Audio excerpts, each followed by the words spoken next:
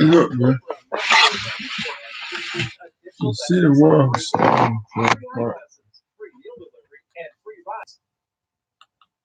We about to go into the war.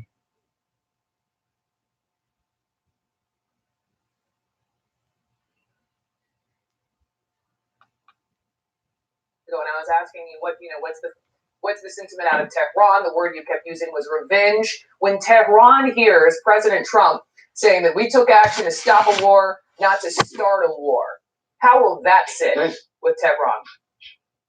Tehran, in mindset of Tehran, I think they say, okay, we will give you a lesson unexpectedly and we catch you by surprise in a very harsh way just to give you a lesson and admonishing him in near future.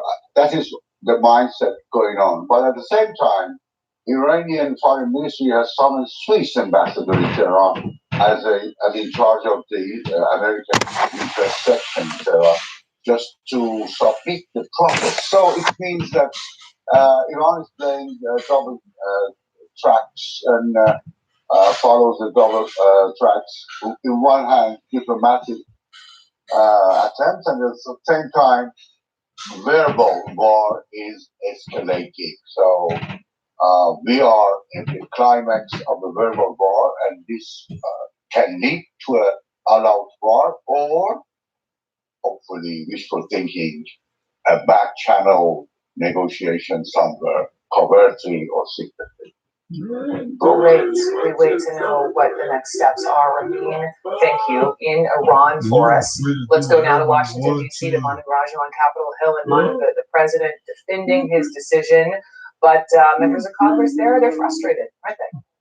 Yeah, well, it's sharply divided along party lines. You're hearing Republicans support what the president has done, saying that they believe that getting Soleimani off the battlefield was the right and decisive action by this president. But Democrats are coming out raising serious concerns about what they're hearing, including senators and congressmen who have been briefed by the administration. I mean, they did not get briefed ahead of time. Democrats, who in particular were left in the dark, including members of the so-called Gang of Eight, the people who get privy, the most sensitive intelligence, who typically would get briefed ahead of time. Some of those members have gotten some information after the fact. Mark Warner, who's the top Democrat in the Senate Intelligence Committee, spoke to Gina Haspel, who's the CIA director, and he told me that he's concerned about this could lead to significant ramifications for the U.S. interests abroad. Also, Adam Schiff, who's the House Intelligence Committee chairman, someone who's also part of that gang debate, also raised some serious concerns as well, saying that he does not see a vision or a strategy that the administration has put in place. He said other administrations have decided not to move forward in going after Soleimani, from both parties, but this administration did. And when I asked him what imminent threat was as described by the State Department earlier today, he said he has not gotten a, quote, adequate answer yet. Nevertheless, the Republicans, as I noted, Brooke, are supportive of what the president said, are fine going forward. The question is, if this drags on, if there's a broader escalation of force, potentially, will there be a vote in Congress to authorize this going forward? Democrats are already pushing for that, including Senator Tim Kaine of Virginia. Will Republicans also get behind that as well? That's going to be a debate for Congress as we return to session next week. Yeah, Brooke, Monday. Manu, thank you. We have seen vastly different reactions to this deadly strike from people in the Middle East. In Iraq, some danced in the streets when they heard the news. In Iran, people took to the streets in protest. We will take you live to that part of the world next.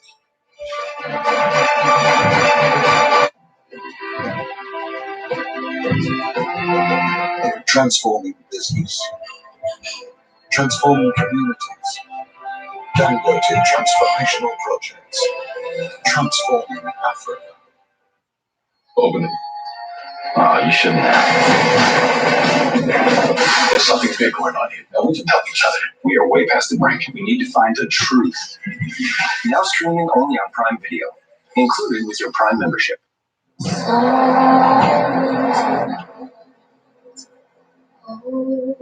This holiday season, the frigid temperatures won't show any mercy on the animals who've been left outside in the cold to die. Animals who've been abandoned and neglected, who are freezing with no shelter. And every moment they spent suffering could be one moment too late.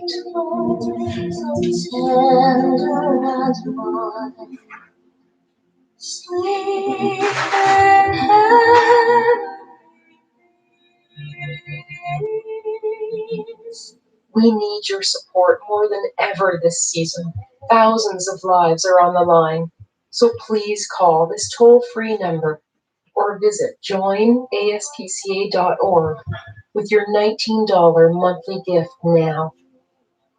We need 3,000 new donors in the next 30 days so we can rescue more animals this winter. They're fighting to stay alive.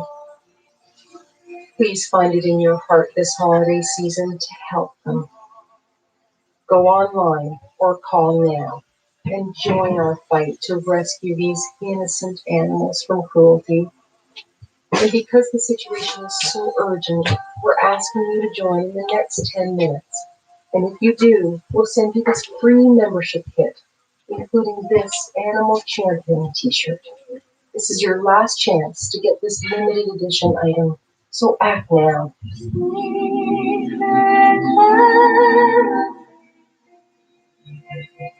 It's the season of giving, and your monthly donation could be the greatest gift you give to an animal who needs you.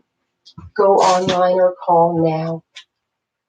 Buying a car from Vroom is so easy. All you need is a phone and a finger. Just scroll through amazing hand.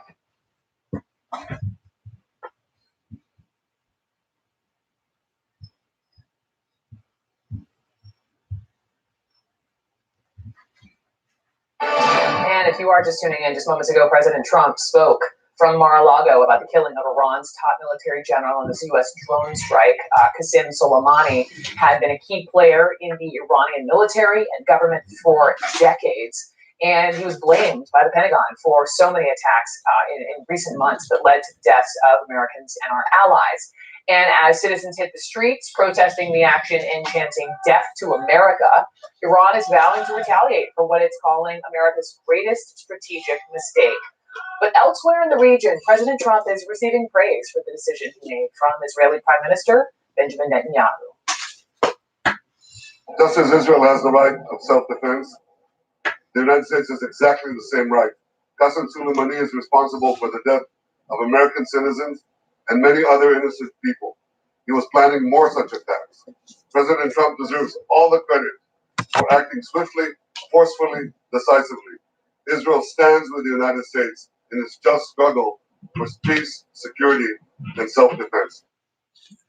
And as you well know, Prime Minister Netanyahu has been a fervent supporter of President Trump's maximum pressure policy towards Iran. My next guest says the death of Soleimani has been met with a, quote, combination of elation, relief, and fear throughout the Middle East. She is Kim Haftas. She's a non-resident scholar at the Carnegie Endowment for International Peace, and she's also the author of the upcoming book, Black Wave, Saudi Arabia, Iran, and the 40-year rivalry that unraveled culture, religion, and collective memory in the Middle East. So, Kim, thank you so much for joining me. And first, just to your point, walk me through the reactions you outlined. Elation, relief, and fear. How do you mean? Well, elation because Qasem Soleimani was not only responsible for the deaths of many Americans, but also for many of the wars and assassinations and oppression that the Middle East has witnessed over the last few decades. He was really the architect of Iran's expansionist policies, and that had a heavy toll, that carried a heavy toll for people of the Middle East. If you think of the war in Syria, that's been going on for more than 8 years, since 2011. He was the one strategizing to help Bashar al-Assad, the Syrian president, survive the uprising against him. He ran proxy militias in Lebanon, in Syria, and also in Iraq. And in Iraq, over the last few weeks and months, we've seen the protests there faced with a terrible crackdown, a very violent crackdown that Qasem Soleimani helped organize and orchestrate.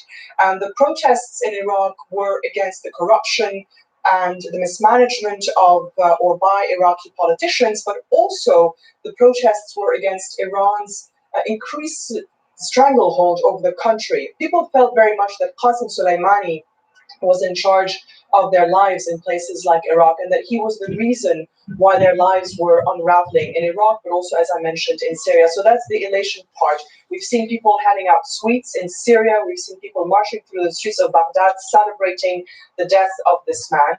But of course, there is fear, because he was so central to Iran's policies in the region, such a key player, such a keen strategist. Whatever you thought of him, he was a very smart, cunning strategist. And there is a sense of fear as to what happens next in his absence. Is it really possible that he died? What happens now? Is it going to be war? Is there going to be retaliation? Will there be only limited retaliation by Iran? People simply don't know what to expect. But they do know that whatever happens, the consequences will be most strongly felt by people in this region.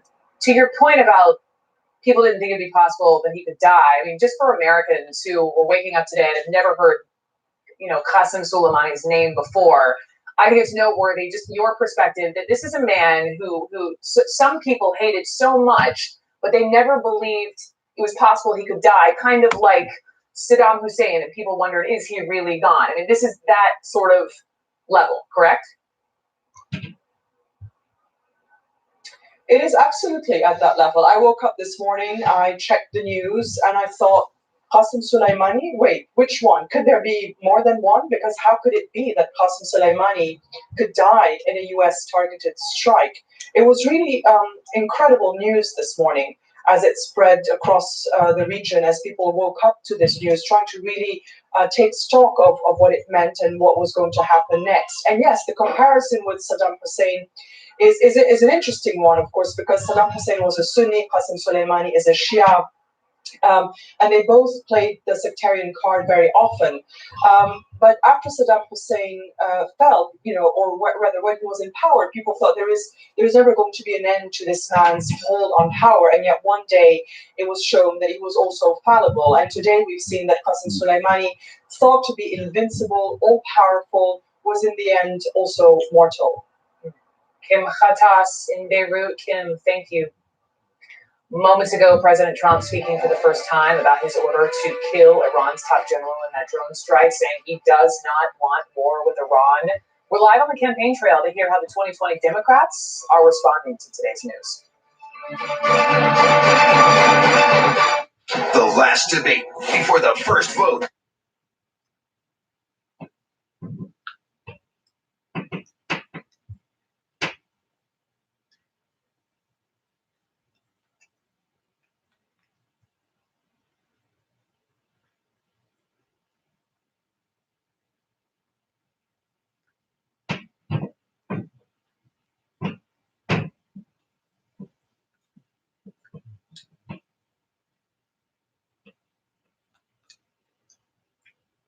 We will find you.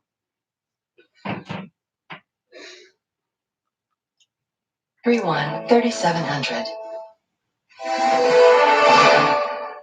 Under my leadership, America's policy is unambiguous to terrorists who harm or intend to harm any American.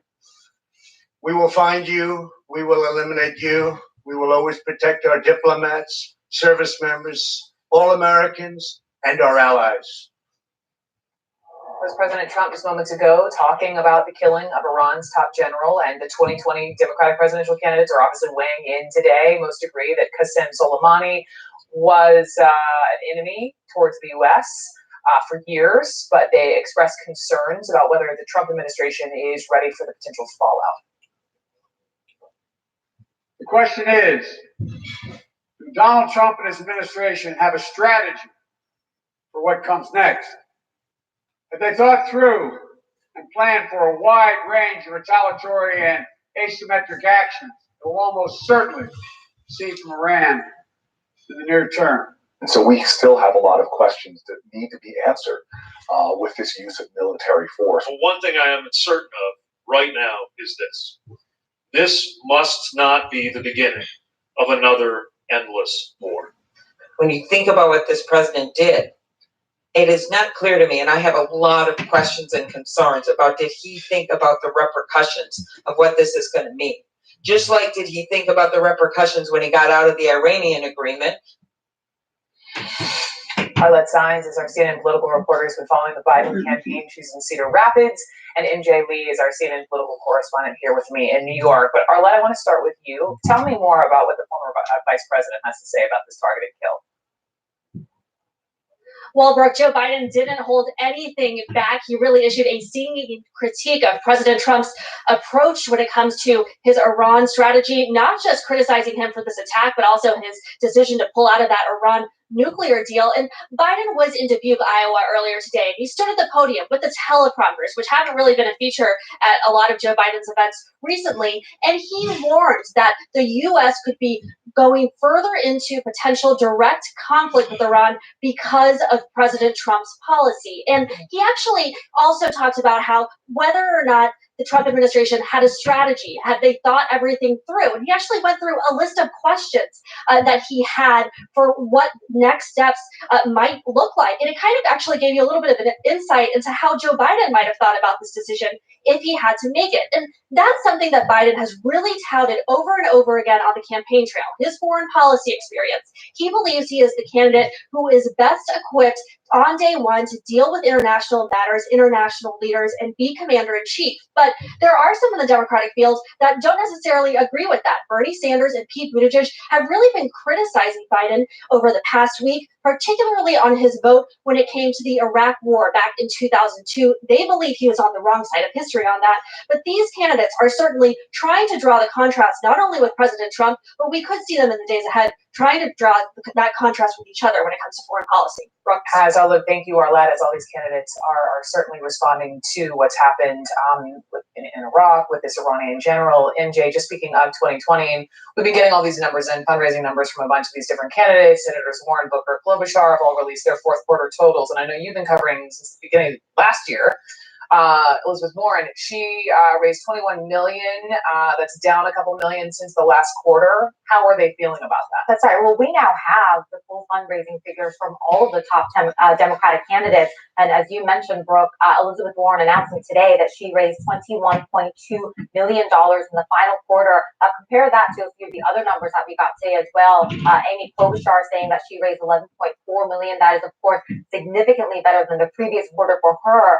Cory Booker saying he raised $6.6 million in the final quarter of 2019. For Elizabeth Warren, that brings her total for the year of 2019 to around 71 million from around 1 million people. As you said, this is a dip for her in fundraising from the previous quarter, a few $1 million short of what she raised in the third quarter. And that dip in fundraising coincided with a dip in her political momentum that we saw after the summer. And I think we saw the campaign setting those expectations in the past few weeks, right? They made clear, they said that they had raised a little bit over 17 million. They hope to get that number to 20 million. If we do have time, and she was asked about her fundraising yesterday in New Hampshire, here's what she said. I didn't spend one single minute on selling access to my time to millionaires and billionaires. I did this grassroots all across the country, and I'm proud of the grassroots army that we're building. Very important to keep in mind that the important figure we don't have from these campaigns is how much cash they have on hand. That is going to determine so much of what they're able to do heading into Iowa. Which is when, MJ? 1 month away. Yes. From today. MJ, thank you very Not that anyone's counting. Thank you.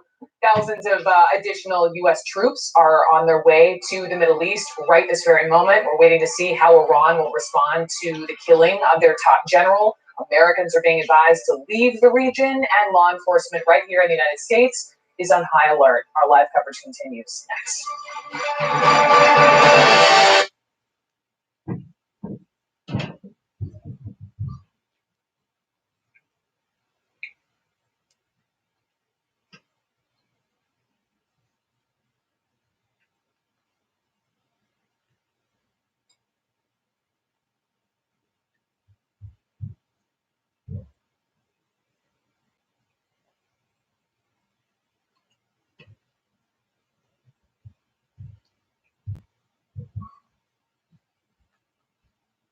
Effective retaliation from Iran has put major U.S. cities on high alert. Law enforcement officials, city leaders in New York, Los Angeles, Miami, and Washington, D.C. all say that while there have been no credible threats against them, they are watching the events in the Middle East closely. New York City's mayor says the city has entered a new reality as a #1 terror target.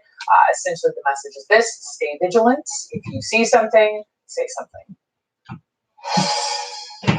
You know what's normal on your block, in your business, if you're a night watchman, if you're somebody on your block. When that hair goes up on the back of your head that something feels out of the ordinary, you're right. And 888 New York City safe, let a cop know. Iran for years and years has gone too far. Let's be clear where the original sin is here. But my message is if they were ever to attempt directly or indirectly an attack on New York City, they would be bringing horrible, horrible results to their own people. Clearly, an action against American soil would make that kind of war inevitable. Shimon Prokopez is our CNN crime and justice reporter. And, you know, people who are watching today, right, whether you're in a big city, smaller city, you're wondering, should I be nervous? Yeah, and, you know, it's a legitimate concern, and certainly the police departments all across this country realize that there is this concern that something can happen here.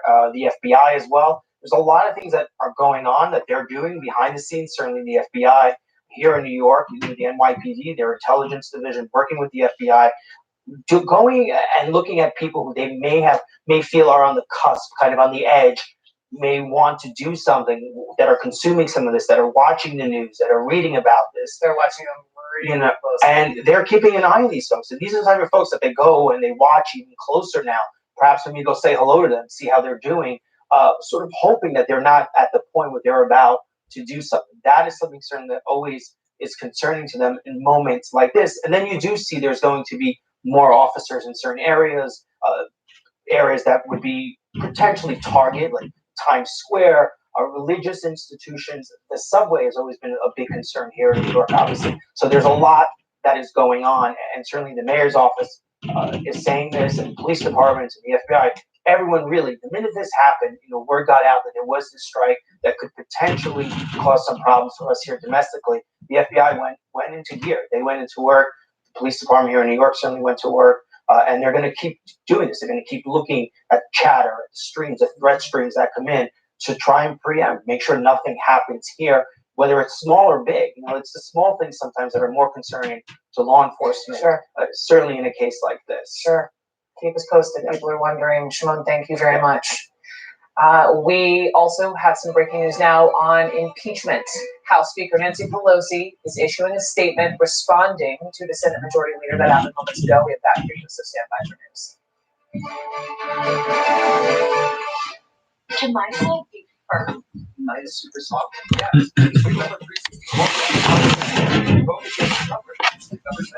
Yeah. Now you started, right? I heard it. He might be a war. I told you, don't be. Don't miss the final day of the I season. The Queen Street number Yeah, no. 364 smart beds are $12.99. Save $400. And Sunday. When you have something you love, you want to protect it. It leads to our network of attorneys to help you every step of the way. With their estate plan, including wills, sworn and trusts, it grows along with you and your family. Legal service. We're live. Attention, anyone on Medicare.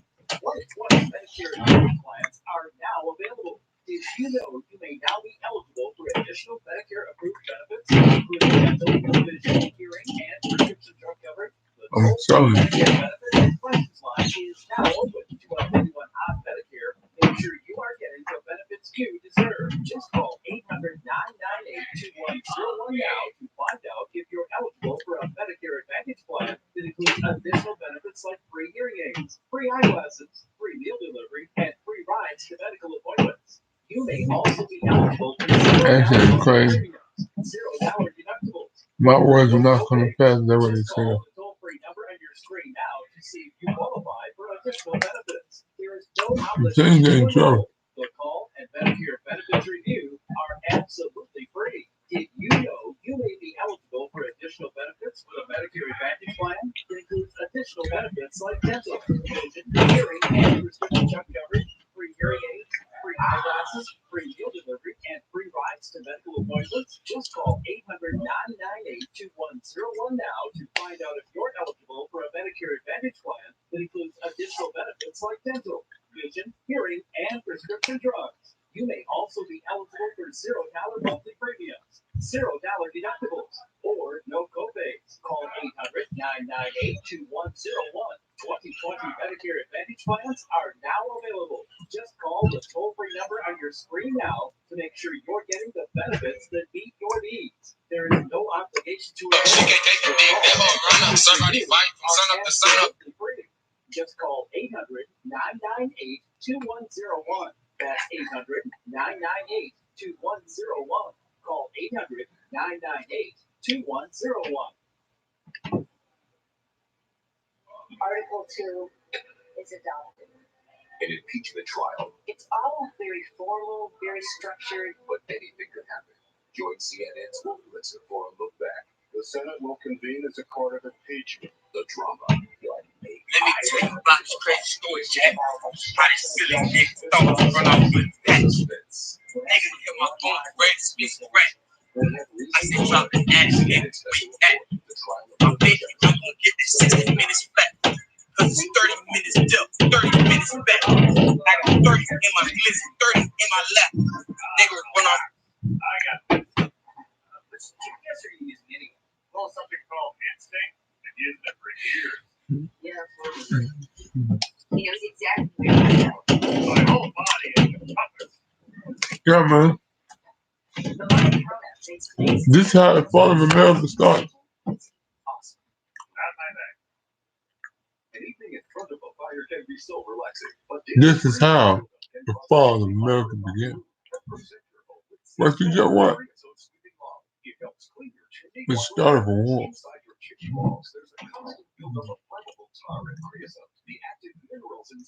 Yeah, I want add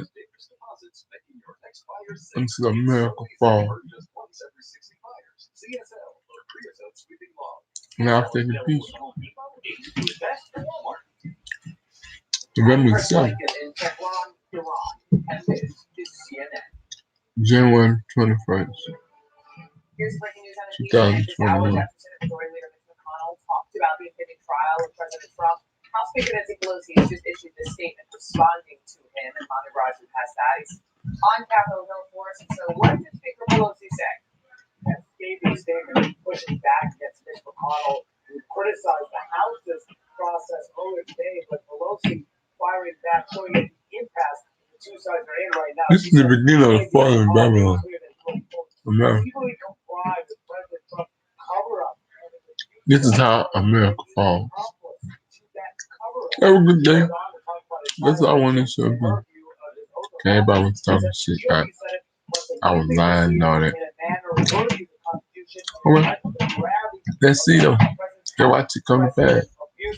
All your pastors said these words of God that I got out of this Bible, that I'm false about. We got to watch them come to pass. As you see the beginning of Babylon fall. This is how it began. Donald Trump killed his commander and became the war with the Persians.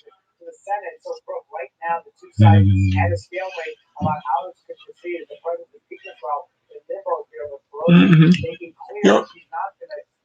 And I got it too on YouTube. Yep. But they said it would never happen though. Let's watch and see. And then I'm gonna take peace. Watch and see. And then I'm gonna bring war. Watch me. Hey, why would me and my God do me and I lose my sins? Watch out. Watch what happens. Watch this prophecy come to pass. I told you I'm the line. Watch this come to pass. Watch how this come to pass. Welcome to the lead. I'm Dick Tapper, and we begin